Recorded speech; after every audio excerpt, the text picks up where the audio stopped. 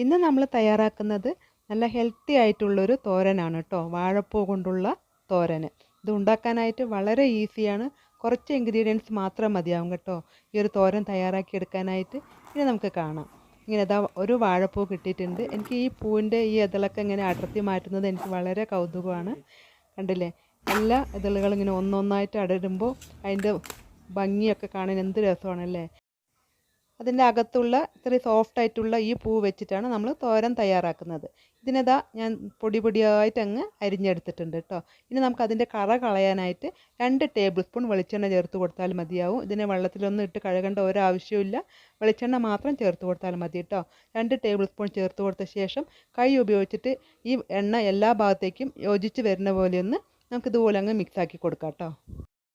ഈ പൂവിൻ്റെ കറ ആരോഗ്യത്തിന് വളരെ നല്ലതാണ്. ഇനി നമുക്കിതിനെ മിക്സാക്കിയ ശേഷം ഇതിവിടെ ഇരിക്കട്ടെ. ഒരു കടായി ചൂടാവുമ്പോൾ നമുക്കതിലേക്ക് 1 ടേബിൾ സ്പൂൺ വെളിച്ചെണ്ണ കൂടെ ചേർത്ത് കൊടുക്കാം. ഇനി നമുക്കതിലേക്ക് 1/2 ടീസ്പൂൺ കടുക് ചേർത്ത് കൊടുക്കാം. കടുകൊക്കെ ഒന്ന് പൊട്ടി വരട്ടെ കേട്ടോ. ഇനി അതിലേക്ക് 2 വറ്റൽമുളക് ചേർത്ത് കൊടുക്കാം. പിന്നെ കുറച്ച് കറിവേപ്പില ചേർക്കാം. പിന്നെ ഒരു സവാള പൊടിയായി അരിഞ്ഞത് നമുക്കതിലേക്ക് ചേർത്ത് കൊടുക്കാം. അതിന് ശേഷം നമുക്കിതിനെ നല്ലപോലെ ഒന്ന് വഴറ്റിയെടുക്കാം. ഉള്ളി ഒന്നും ബ്രൗൺ ഒന്നും ആവേണ്ട ആവശ്യമില്ല.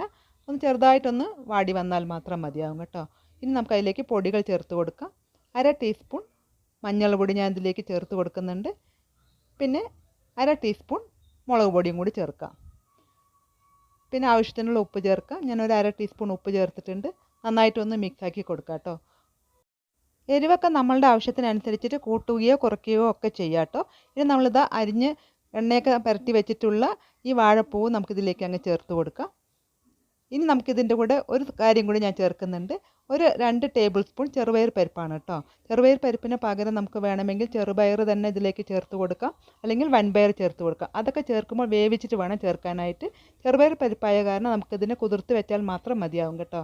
ഇനി നമ്മൾ കുതിർത്ത് വെച്ച വെള്ളം കൂടെ അതിലേക്ക് അങ്ങ് ഒഴിച്ചു കൊടുക്കാം. ഷുഗർ പേഷ്യൻറ്റിനും അതുപോലെ തന്നെ നമ്മൾക്ക് എല്ലാവർക്കും കഴിക്കാവുന്ന നല്ല ഹെൽത്തി ആയിട്ടുള്ളൊരു തോരൻ തന്നെയാണ് കേട്ടോ ഇത്. ആഴ്ചയിൽ 1-2 വട്ടമൊക്കെ ഇതുപോലുള്ള തോരൻ തയ്യാറാക്കുന്നത് വളരെ നല്ലതായിരിക്കും. ഇനി നമുക്കതിനെ അടപ്പ് കൊണ്ട് അടച്ച ശേഷം മീഡിയം ഫ്ലെയിമിലിട്ടിട്ട് 5 മിനിറ്റ് ഇതിവിടെ ഇരിക്കട്ടെ കേട്ടോ.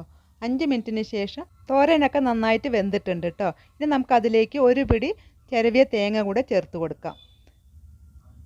ഇത് പെട്ടെന്ന് തന്നെ വേവുന്ന ഒരു തോരനാണ് കേട്ടോ അത്. 5 മിനിറ്റിൽ തന്നെ ഈ തോരനൊക്കെ നന്നായിട്ട് വെന്തിട്ടുണ്ട്. ഇനി നമ്മൾ തേങ്ങ കൂടെ ചേർത്ത് കൊടുത്ത കാരണം ഒരു 2 മിനിറ്റ് കൂടെ നമുക്കിതിനെ മൂടി വെച്ചിട്ട് ലോ ഫ്ലെയിമിൽ ഇട്ട് കൊടുക്കാം കേട്ടോ.